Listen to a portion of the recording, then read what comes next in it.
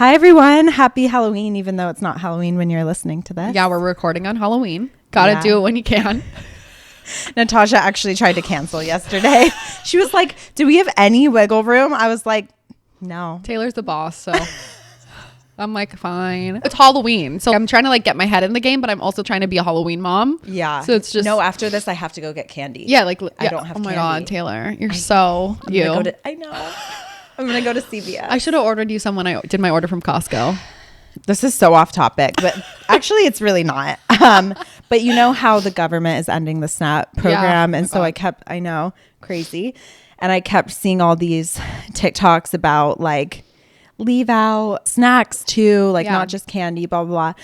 And the girl who was saying it had like such a good point. It was a really beautiful message. Someone commented like, judging on the way your kitchen looks, I don't think the people in your neighborhood are going to be trick-or-treating for food because they lost food from SNAP. I was like, people are just like, they can't. I'm like, yes, you valid. Also, fine. Like, keep it to yourself. But also, like, maybe someone would see that message who doesn't live in an area like that and will do that. But people travel to like fancy neighborhoods to trick or treat. They do. So maybe like calm down. Yeah, I keep the keyboard warriors. Like I can't. I know. I just keep thinking in my head, like, give people a benefit of the doubt. Like they're just trying to do good. I feel like we're all just attacking everyone, especially moms. It was all moms attacking this mom for being like in a kitchen that looked like maybe her neighborhood. I was like, oh my God, now we're getting really off topic, but like this babysitter that I use was telling me that the woman that she nannies for like 15 hours a week has 3 kids, and the mom posted online, she's a content creator, and she was like, I'm using, my nanny, blah, blah. And people came for her because she had a nanny and she's a stay-at-home mom. And I was just like, guys, come on, like, give me a break. Let's just like let everybody live their lives. Why are we coming for people? Yeah. And I think people forget that it's not supposed to be a job that's done alone. Now you just have to pay for the village. You have to pay for the village. The village doesn't exist anymore. And sure, some people don't have the village and can't pay for the village. Of course. And that's horrible. And it needs to be changed. Yeah. I get it. Like, usually when people are writing nasty things, it's coming from a place of insecurity or judgment. And like, I get those feelings. Like, I've had those feelings. We're all human. Oh my gosh. Before I was a stay-at-home mom, I for sure had feelings like that. I for sure had like some judgment. Of course. Why would you need a nanny? Why would you need this? Maybe to go poop. Yeah. Literally, maybe to shower or to poop or to eat a meal or like to go work out and take care of your body or go to a doctor's appointment on how I got turned away from LabCorp because I brought my baby to an appointment. Also, follow up on that, I went to another clinic to get my appointment done and it got rejected from what I needed it for, and now I have to go back and pay another $100. So I'm like $300 deep on trying to get this panel done. And now I have to get childcare to go. It's just everything is against moms. Can we just give moms a break? Yeah, we really do need to. Yeah, I think today's topic is a really big one in terms of I'm so good at staying on topic. Segues. Like, I could just go down a rabbit hole and just sit here and blabber on and on. And you're like, so back to the topic. If you can't why tell, are we here? Like, in school, I was always the one that was like following the rules in the school project, and people would be like rolling their eyes like, can we just like have fun? I mean, I was that person in school too, but for whatever reason when I'm with you, I'm just like la la la. Anyway, talking about judgment and decisions and maybe not even having a choice because of paid leave, stuff like that, we are talking about pumping today, which goes along with all of that. And pumping is something that is just, I feel like, not spoken enough about in terms of like, everyone just thinks when you're going to breastfeed, it's like, okay, pumping is coming, it's happening. Yeah. You do it every day. But it wasn't always like that. Right. Pumping is new. That since the Pump Act was put in place and insurance started covering pumps for moms, that is when pumping became a thing. Yes, there's always been hand pumps and different things back in history, right? But we are the first generation to pump and feed our freezer in addition to feeding our babies. And if you're pregnant or a new mom and you're feeling like you have to pump or like this is something that everybody does, like, you don't have to pump. If you want to or need to, that's a different story, but it is not a requirement of breastfeeding. Yeah. That was shocking to me, even going into it, having done our lactation educator counselor training. And I knew that, but I still feel like it's not spoken about enough, even in education. For sure. You don't have to pump. You don't have to. And never. Yeah.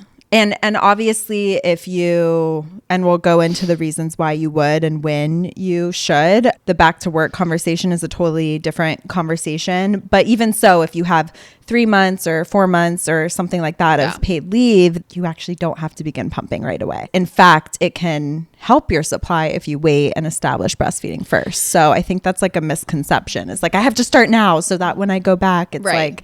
But actually waiting until breastfeeding is established is going to help you a lot more in the long run with your supply so that you can build that later. As first time moms, breastfeeding, there is a learning curve. So although breastfeeding is natural and biological, it's not one of those things necessarily that comes naturally. Yeah. There is some trial and error. Your baby doesn't come out knowing how to breastfeed.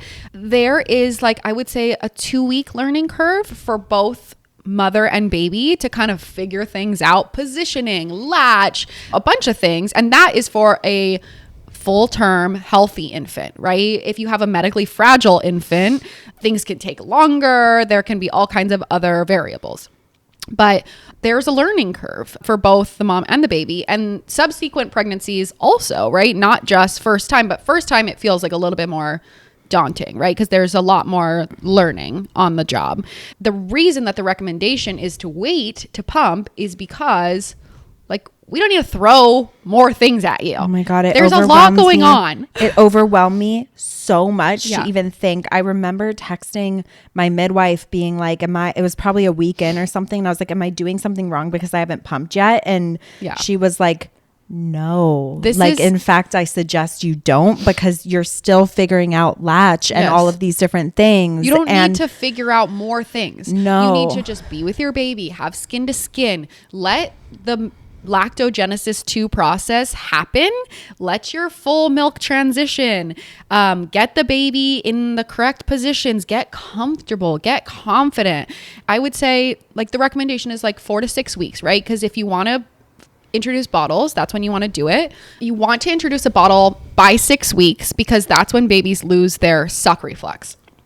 So if you want to have a bottle introduced and have your baby be able to take a bottle, the recommendation is to do it by 6 weeks. If you're breastfeeding, you need to pump. So you would need to pump before that date, that bottle. But that gives you a few weeks to establish breastfeeding. Yeah. And long story short, do you need to pump immediately at the hospital? Yes, if you want to exclusively pump. Sure. So that's a totally different conversation. Yes. If your goal is to up your breastfeeding supply and establish breastfeeding as well as possible so that you can pump later on and get a supply, then the answer is wait. Yeah. Hold off. Don't do it day 1, day 2. Wait until like weeks have gone by. Yes. And you feel confident about breastfeeding, because feeling confident is everything before you have to feel confident all of a sudden in breastfeeding and pumping and bottle feeding, and you're doing all these different things, and all of a sudden you're washing bottles and figuring out a latch. So wait to pump if you can, and if your preference is to breastfeed. Yeah. If you're breastfeeding, the recommendation would be to wait at least a couple weeks. So I would say 2, 3, 4 weeks until you introduce the pump. Get comfortable breastfeeding, get your baby comfortable breastfeeding. Obviously, if you have to go back to work right away and you're going to be away from baby and you want to breastfeed, that's a different situation. So the thing with lactation that I want to talk about, that I've thought about before but just haven't said, is that it's an art and it's also a science. So every breastfeeding dyad, mom and baby, is going to be different. Every family is different. Every situation is different. We don't have extended paid leave in the US. So some people take unpaid leave. Some people take 3 months. Some people take 2 weeks. The situation that you are in is different than other people's. So you have to figure out what works best for your family, what works best for you, what you like, what you don't like. Some people love pumping. Some people hate pumping. Some people love breastfeeding. Some people hate breastfeeding. Totally. So you just have to kind of trial and error and understand that there are options and you have preferences, and roll with it, right? Take it day by day, figure out what works for you.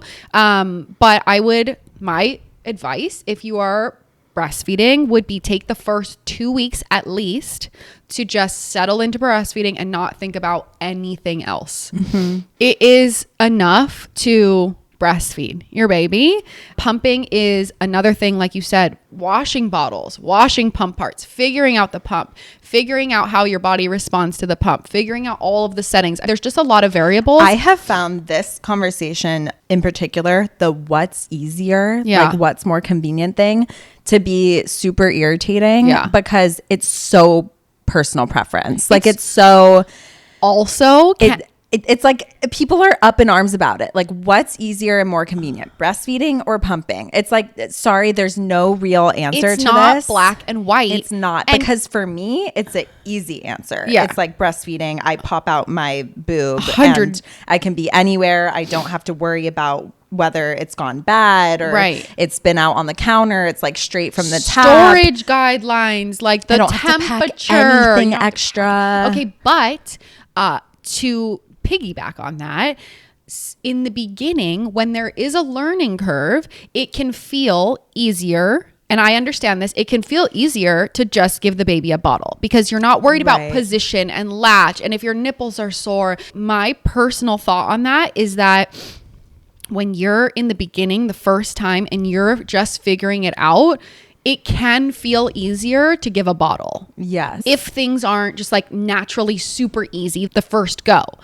But, and I think I would have done that if I didn't know from our training that would mean it could hinder breastfeeding success. Of course. Because I agree, it's tempting, especially when you're tempting, so tired and somebody else can do it. The partner can do it. So it feels easier in the beginning.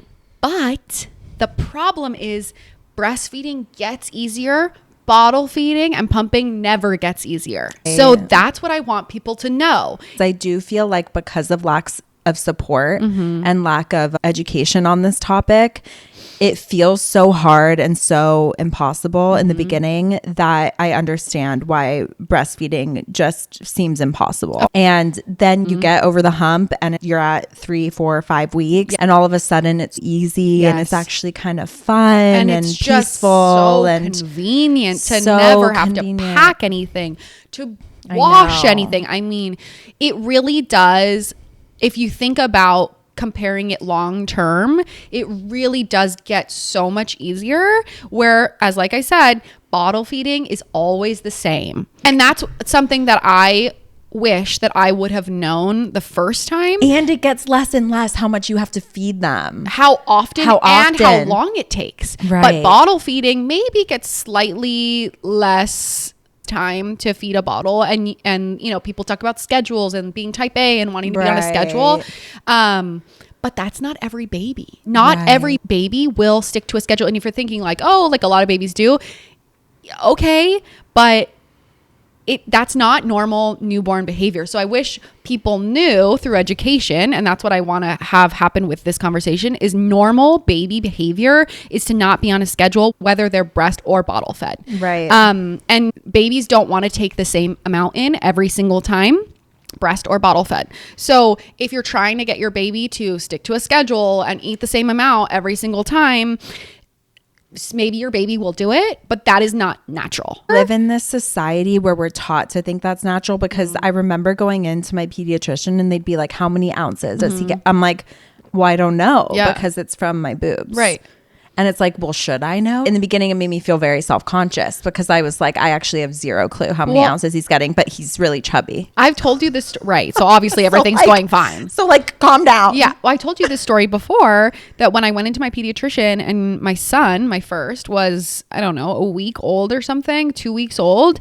And she was like, how many pees and poops in 24 hours? And I was like, is that something I'm supposed to be tracking? And then she was like, there's apps and you should be tracking that and blah. And I was like, this is really funny because you love tracking and I don't. And I had so much fun tracking every single pee and poop the first week. I was like, another poop. See, but that I feel like my mom and I would be like, what color? Yeah. Like it was so fun. See, but that stems from you having education in breastfeeding and knowing and that my midwives are like IBCLCs and stuff. So they're like, and they were at home with me asking questions. It stems from you having education in breastfeeding and infant output. Whereas my gosh, I didn't think about how I had the background before Kelly, but you did most of your training after Kane because you realized. So I didn't think about that.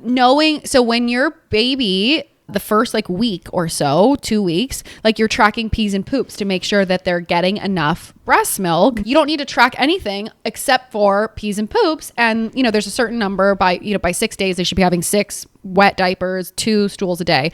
I wish that everybody could go into it with the mindset like, okay, if I just track output, like that's how I know that they're getting enough. The reason that I hear people talking about wanting to pump is knowing how much they make and how much their baby is taking instead of just trusting the process that breast to baby, right? Yeah. And the way to trust the process with breastfeeding directly is from diaper output, number of pees and number of poops. Mm-hmm. And you don't actually need to know because there's such a huge range of normal. If your baby is taking 24 to 32 ounces a day, that's normal. If their weight gain is mostly on a trajectory that is normal, then we're good. If everything is looking good, it's like letting go of this need to know about how many ounces your baby's taking. And I will tell you, it was so hard for me to let go of knowing that. And so if you're in that right now, or you're like a super type A personality, like, and you feel that way, like I feel that in my soul. But I will tell you, there is a freedom that comes with just trusting the process. If there is a flag, right? Your baby's not gaining enough weight, you're not getting enough pees, there's, pink flags. It's not necessarily an emergency, right? So I would think like, oh, like he didn't have 6 pees in 24 hours. So like it's a red flag. We have to go to the ER. It's not an emergency. I will say pre-education is great, but it really does come down to hands-on help because you're just going through so many different things. And even though I was tracking stuff, it really, what moved the needle is having my midwives and the birth center that had IBCLCs that were like on my team telling me things, because instead of me being like, is something wrong? They're like, I'll come to you if something's wrong. I'll come to you if I see something that's a red flag. And that is why we need in-home support. And if not in-home support, then like clinic support, days after birth, reassuring mom that everything is looking good. And if there is, I would say, a pink flag, then troubleshooting. And this is why, because we don't have that, this is why I feel like pumps are pushed so hard in the hospital. Yes. Because for a lot of women don't get seen until the 6 to 8 week checkup. But they're not having lactation support at that checkup. So it's really like they're not being seen at all. They're not being seen at all about lactation. Nothing. In fact, they'll probably be told if things are going sideways, then supplement. Yeah, of course, because everyone's covering their ass as their providers in those situations. If they're seeing so let's talk about in the hospital. You give birth in the hospital, they know you're not going to get seen, most likely, right? So they're like, get the pump on. Let's get your supply up. Let's make sure this baby is getting fed. So you're going home. Make sure you know how to use it, how to do this. Right. So we're looking at their perspective. Like they're like, makes sense. Of course. They're covering their asses. Like, did we do everything we can to make sure that this baby is going to get fed? Then you go to the pediatrician, right? Who is a newborn specialist, not a breastfeeding specialist. Yes. Sorry, that still blows my mind. So they have a 20-minute appointment with you. And if the baby is not gaining enough weight, they are like, okay, so what can I do? What do I know? I know supplementation. And I'm not going to see you for another 2 weeks, most likely. So what do we need to do to make sure that this baby is taken care of in 20 minutes, right? So they're like, give that baby formula. This obviously isn't working. Refer out to an IBCLC, maybe, but a lot of times not. Everyone's like, let's get this baby fed, make sure we did everything we can to fix it right now, instead of troubleshooting and referring out to a specialist and being like, what is the actual problem here? You know, is it a latch issue? Is it a positioning issue? I mean, what really irks me, and this shows how much our country hates moms. We get a lot of comments on our TikToks about how sometimes the hospital won't let you leave without a pediatrician appointment booked. Who's looking after mom? You don't need a lactation appointment? How are you planning on growing this newborn? How are you planning on it's mind-blowing to me. It's like everyone cares about the baby, but if the mom is the food source, right, then to care about the baby, you have to check on how mom is doing and how the feeding relationship is going, and there's no one there. Women are dropped on their ass. The reason I like lactation is because we refer to the mom and the baby as a dyad. I love that too. Right? So it's not mom and baby. It's not, let's just support the baby. Let's make sure the baby grows. It's mom and baby as one, because regardless of if you're breastfeeding, bottle feeding and pumping, formula feeding, like IBCLCs are infant feeding specialists, and we are looking at the dyad as a whole, right? We're considering mental health. We're considering your physiology and biology. We're looking at your anatomy saying like, okay, are you able to breastfeed? Is this a anatomy issue? Is it a physiology issue? Or is it just a lack of education issue? And if pediatricians can't diagnose a lactation issue, of course, if baby isn't growing, then the answer is supplementation, of course, because they can't fix a diagnosable. On a positive note, in my internship this week, we had a mom come in and her baby was having issues gaining back her birth weight, so less than 2 weeks old, and really cool. The mom, it was her second baby, and the mom went into their pediatrician, and the pediatrician said, we're having weight gain issues here. So are you breastfeeding or bottle feeding? What's going on? And the mom said, I'm breastfeeding. I breastfed my first baby. I want to breastfeed this baby. And she said, okay, let's talk about a pumping plan because we need to supplement. And supplementing isn't always supplementing with formula. It can be if that's what you choose. But the pediatrician recommended that mom pump and supplement with bottles and go out and see an IBCLC to figure out what was the root cause of the issue. One thing that we got a lot of questions being like, how much do I need to pump? And I feel like a lot of this stems from, or how much do I need in the freezer? How much do I need? And I feel like all of this anxiety about how much we have in storage does stem from all these social media posts. Yeah. People filling up like gallons of mason jars and like putting them in their freezers, and we're here to tell you that is not normal. Stop looking at those videos. It is so okay for you to be pumping 2 ounces. It's not normal to have an oversupply, and you don't need it. You don't need it. Can we really quick, let's talk about the cons of having an oversupply. So when you have an oversupply, you are often having, where do I even start? Okay, so I'm going to talk about the problems for the baby first. So the problems for the baby: difficulty latching because you're super engorged. Your letdown can be so aggressive that your baby can't even stay latched. So oftentimes people with a really big oversupply, they can't even breastfeed their baby because their baby doesn't like it, because it's like being fire hosed. So oftentimes people have to hand express to get through the first letdown, then latch their baby on. Then if they're still engorged, they have to pump after. So you're really like a slave to the pump, and like how awful. If you don't pump or empty quickly enough, you're dealing with engorgement pain, you're dealing with clogged ducts, you're dealing with mastitis chronically. If you are able to breastfeed your baby, you have so much milk that you're not getting that good rounded out amount of fat in each feeding. So baby oftentimes will have GI issues because they're getting that fore milk that is more watery and has more sugar in it versus the fat at the end. Obviously, all breast milk has sugar, fat, protein, everything in it, but typically we get more of that watery milk up front and then more of the fattier milk at the end. So if you have this massive oversupply, and like this is something to worry about if you're pumping like hundreds of ounces a day, you know, like I'm talking about a real oversupply. Of course you see all the videos and you're like, everyone has an oversupply. It makes you think it's like that you need thing. it, that you need it. Yeah. And you just don't. Look, if you are, and you don't want it. You don't yeah, that's what I'm saying. Like you don't want an oversupply. It's uncomfortable. It can make breastfeeding really hard, and then you're a slave to the pump. And like talk about being able to sleep. Like these women, like they can't sleep on their sides because their breasts are so sore. They can never sleep on their stomach.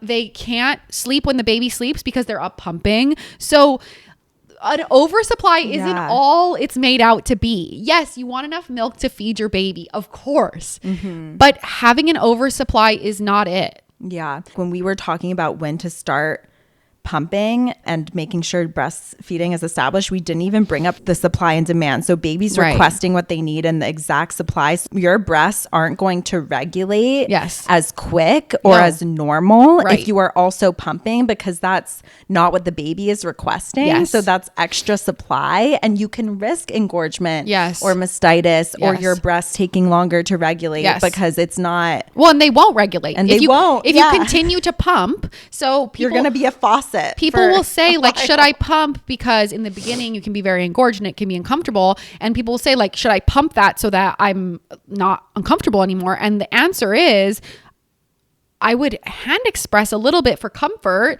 like if you need to. But pumping is just telling your body, oh good, we need all that milk, make more, make more, make more. And that's how you make an oversupply, and you're never going to get relief because you're telling your body, continue to make that amount. And if you just have your baby on the breast, then you will sync up with your baby and their needs. If you are struggling with engorgement in the first couple of weeks, I highly suggest a hot shower with Hand Express. Hand expressing for comfort is where it is at. Helps so much. And if you have plugged ducts, the recommendation is ice. So if you have any lumps in the breast or armpits, sometimes people get them in the armpits, you can put ice on that, and that really helps to reduce inflammation.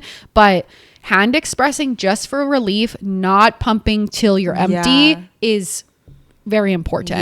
If you are going back to work and your breastfeeding situation with your baby is going well and you guys are feeling comfortable, what I would recommend is just putting on a breast shell, like a milk collector, to collect, and maybe it'll be a half an ounce. That's okay. You can put that, freeze that for later. Every drop counts. And then you'll start very slowly creating a freezer stash for when you go back to work, and you have 6 to 12 months to use that milk. That's what I would recommend, instead of like, should I add in a pumping session and get my supply up and create this oversupply? Like, I wouldn't do that. You could use the Haka. The recommendation is to not use it for every feed, because the Haka is a passive pump. So it's not like a shell where it just collects milk that you would be leaking into your bra on the other side. It is a passive pump that is creating suction, and that is telling your body, make more milk, because more milk is being removed than it would be if you didn't have the Hawk on. And again, it's about your goals. Like maybe if you do need to be away from your baby for a little, like you have a trip coming up, but it's not necessarily back to work stash, then like maybe the Haka is the happy medium where like you are collecting, because I collected quite a bit from it without even just using gentle suction, because like you know how you can like really suck it on or you can like gently do it. I was shocked at how much I collected in those early days when I was a faucet. And so there's just a spectrum, right? It's like you can have the general milk collectors, or you can have which don't suck, or you can have the Haka or a pump, and it's like this big spectrum. And just knowing kind of what your goals are, but it's absolutely not necessary for just breastfeeding. That was a question that we got on Instagram. Like, I'm trying to store up for a trip away from baby. If you want to be safe, your baby needs 32 ounces a day maximum, minimum of 24 ounces a day. So you can kind of do the math and say, okay, I'm going to be gone for 3 days, 3 times 32. This is how much I need to store up. And if you have time in advance to plan, you can start very slowly. Like, you don't want to be, ideally, if you don't have to, adding in all these pump sessions because that's going to get your supply up. And then while you're away, you're going to have to deal with like having an oversupply because your supply will in a few days react to the needs that you are telling it. So God, what a feeling, like waking up in the middle of the night and your baby is sleeping for once instead of waking up and your breasts are just like rock hard and you wake up and it's just the whole bed is soaked. And like, that's something that I feel like isn't spoken about enough. Right. And like, it's the craziest. It feels like, I don't know what having a boob job is like the day after you have one, the pressure, but it feels like that's what it would be like expansion on your skin. You're like, I can feel my skin being like, that's it. Like, that's all. The pain. Crazy. It's really painful. I felt like they were gonna like just pop out of me. Yeah, totally. Like balloons. Yeah. Like you're just gonna have a letdown and just start spraying. Yeah. The question I want to ask you is, in those situations, would you pump or would you wake baby? Sometimes I would hand express. I would try to do that and see if it helped. Yeah. See if it helped. I sometimes felt like I needed to wake him up because of what I heard other friends were doing, until my midwife told me you actually don't need to wake him up if he's sleeping and he's gaining weight and like stop like sleep. So then I was like, okay, hand expressing. If you can't sleep because you're so uncomfortable, that's a different scenario. Yes. Yeah.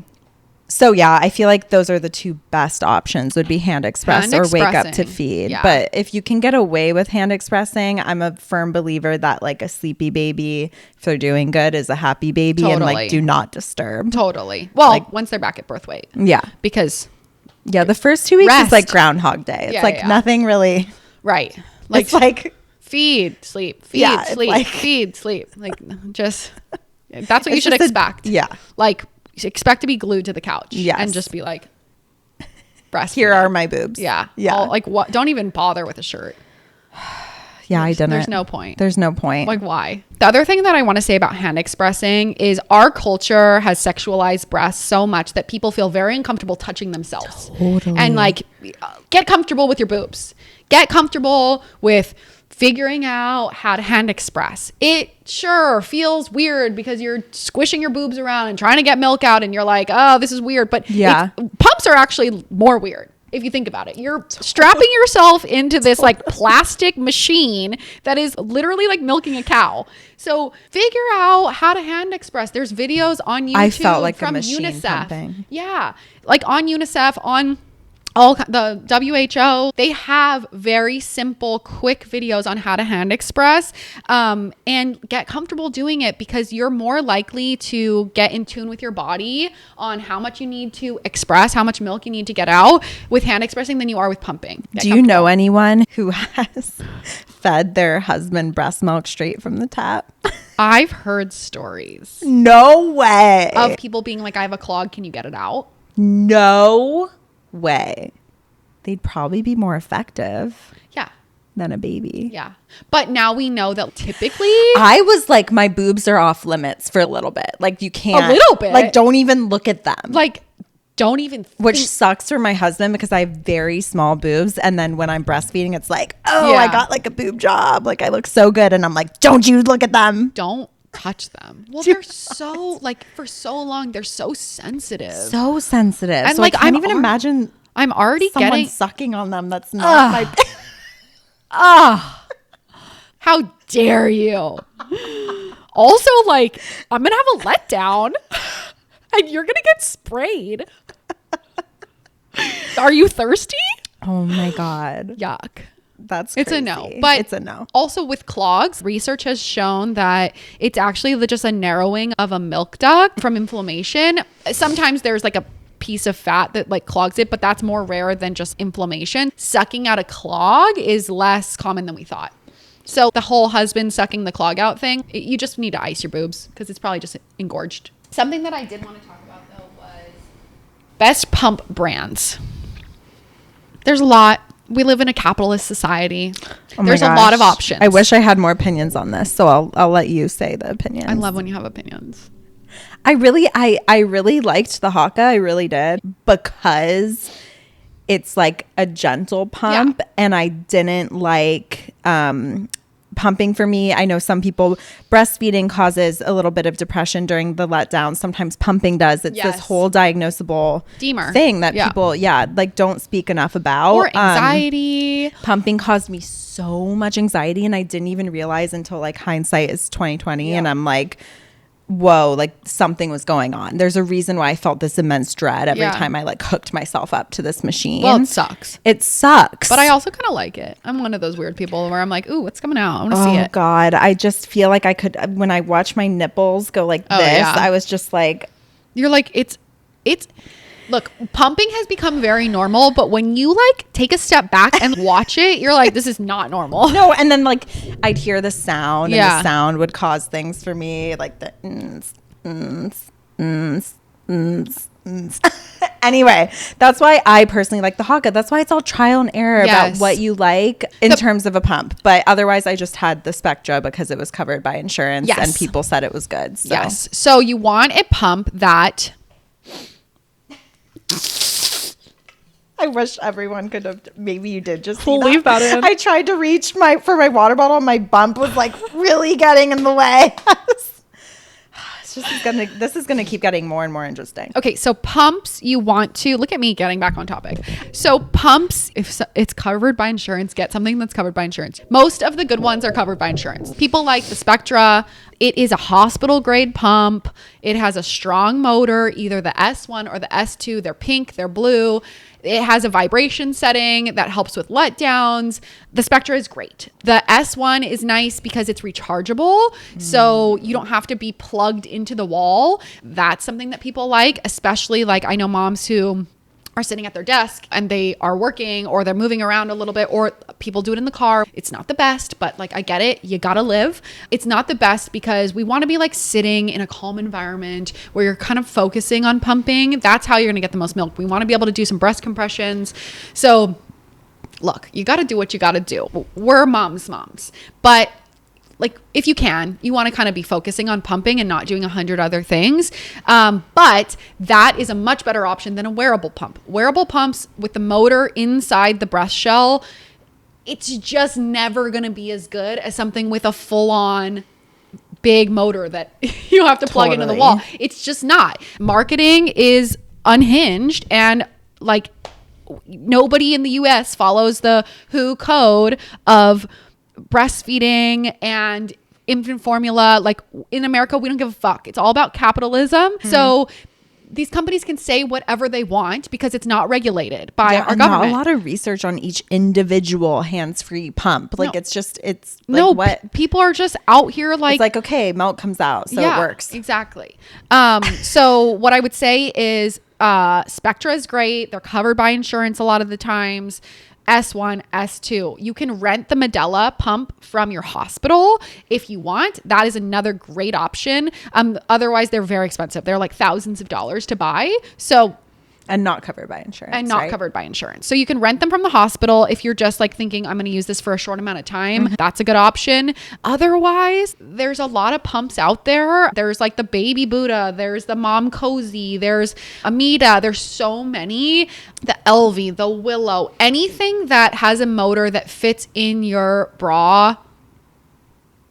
Yeah. It's fine for emergencies, but I wouldn't spend money on it. You're better off using a hand pump, hand expressing if you're in an emergency situation, not emergency, like a one-off situation where you need to get milk out, then going back to your regular pump, your Spectra. This isn't sponsored by Spectra. I just really like my Spectra, and it's proven to be a high quality pump. There's a new one that they make that has like a small motor that can fit in your pocket. Again, that is like a wearable. I think it's better than something that has a motor that's in the breast shell. If you're an exclusive pumper every single day for every single pump, I would be more wary. I get convenience, but also it's not that inconvenient so it depends on your situation. Obviously, if you are at work and you're moving around and you need something that you can just put in your bra and people can't see it, like that's a totally different story. If you are a surgeon in surgery and you need to use a wearable pump, fine. But like I took a Spectra pump, the giant ass Spectra pump to a wedding in a bag that I just asked one of the vendors, can I leave this under your table? Went into the bathroom and used it. Right. And sure, it wasn't great that it was bulky and I had to carry it and all this stuff. But like, was it really the end of the world? Like, it really wasn't that bad. We need to realize that having children is work. And and it's never gonna be like so easy that like feeding your baby is work, whether you're breastfeeding or you're pumping or you have formula, like it's work. So yeah, like convenience is great, but also let's minimize the risk of having mastitis. I think that Americans have this obsession with convenience and with optimizing, including me. With optimizing. And I had to take a step back and be like, I don't have to optimize every single thing in my life. Like I should just do what is best. And there's risks and benefits, right? Like the risks to using a pump that is not really good at removing milk is low milk supply. It's getting clogs and mastitis. It's a earlier cessation of breastfeeding. So if you're committed to exclusively pumping and nursing, to breastfeeding in general, like it takes work and it's something that you have to commit to. And that's why people have goals around it. And so when we're talking about like the best pump brand, something that's covered by your insurance that has a full size motor, that would be ideal. A wearable pump is something that might be nice to have on the side for situations where you need to use it, but I wouldn't rely on it. It is not going to be good for the long term. And I would recommend a hand pump or hand expressing over some expensive wearable device. Agreed. That's how I feel about pumps. Snaps. Someone asks, if I quit pumping to exclusively breastfeed, will my supply tank? This really depends, because are you an oversupplier? So like supply tank depends on the circumstances. Yeah. Like if your supply goes down, it still could be enough supply for your baby. Right. If you're making more than you need, then maybe it will go down if you're exclusively breastfeeding. But that's okay, because all you need is how much your baby takes. Right. How much your baby needs. If you've currently pumped yourself into an oversupply, it's very possible and probable that your supply will go down to sync up with your baby. And that is good. You don't need to make more than your baby needs. And that's really hard for a lot of moms to accept. For sure. Someone asked, if I'm planning to exclusively pump, should I bring my pump to the hospital? And this is personal preference. They have pumps at the hospital that you can use. If you want help with your specific pump and you just want to start with that pump, I would just bring it. So depends on, so many of the things are just personal preference. The question we got is, can I start pumping soon after birth if I want my husband to give my baby a bottle so I can sleep? It depends, again, what your goals are with breastfeeding. You can start pumping whenever you want. This is all part of the puzzle, right? Whatever works for your family. What I will say about that is that if you're going to offer a bottle and you want to keep your supply up, you have to pump when your baby's getting a bottle. So you have to ask yourself, what's my goal here? What's my plan? I know that sucks to hear, because you're like, I want to sleep. But this was what moved the needle for me in terms of my husband helping. Because waking up and having to pump didn't really feel like helping. No, it's not help. It felt like I was like making it worse for myself. Yeah, of course. It's horrible. Why would I wake up to pump? To me, pumping is for the day. Right. If you want to pump and have someone offer a bottle, like maybe if you're going to be out, maybe that is helpful. Overnight pumping, I'd rather just feed the baby with my body. And the question is specifically about soon after birth. So that's why this part of the conversation is so important, because this is when your milk supply is learning how to regulate. It's when you're learning how to breastfeed. And you're still getting your supply to a full supply. Your milk doesn't plateau to a full supply until closer to 6 weeks.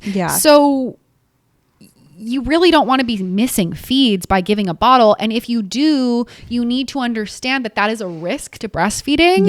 And if that's okay with you and you're like, I'm just going to do this and my priority is sleep, then that's fine. Do what works for you guys. And weigh all your options on how you can prioritize sleep.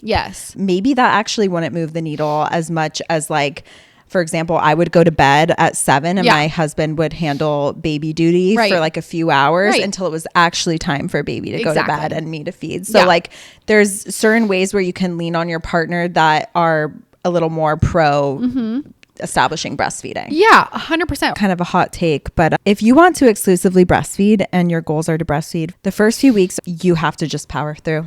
You have to power through, and you have to commit. You have to commit. And you have to understand that the risk of not committing and not pumping when you give a bottle, if you do that, the risk is that it gets harder later. It gets harder later because you have 3 months to build your supply. And after the 3-month mark, it is very hard to increase your supply. So if you are not committed for the first 3 months to make sure that your supply is established and you develop a full milk supply, after that, you're going to have a lot of problems. So you have to go into it kind of like hard now to make it easy later. And you like have to go into it knowing that it's going to be all on you. Yeah. Because your husband, as much as you want things to be 50-50, you got to let that go. They have to be able to support you guys in other ways that is not feeding. And you have to figure out how to sleep and take naps and figure out a schedule. You might have a really fussy, colicky baby who you feed, and then your husband can deal with the soothing and the changing diapers. And that, trust me, if he needs tasks, I can write out a list. Maybe we need to write out a list because there are so many things. Oh my God, that's a really good idea. Actually, I'm going to make a list of things that husbands can do to support that has nothing to do with mom. That has nothing to do with feeding. Yeah. Because there are so many things and so many tasks that they can take over. But if you are breastfeeding, all of your energy needs to go into feeding that baby and just like yourself recovering after birth, and almost everything else should be on the husband. Totally. And that is a new way of looking at like 50-50.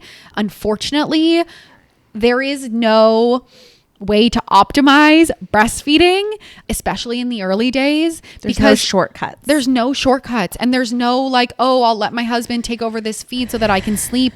That is a risk to breastfeeding. And that's just the way it is. It's a big myth. It's a big myth. And in my eyes, it's sold to moms. Have the husband take over feeds with bottles. Like it makes it easier. It actually like does such a disservice, I feel like, to moms. And like you said, it makes it harder.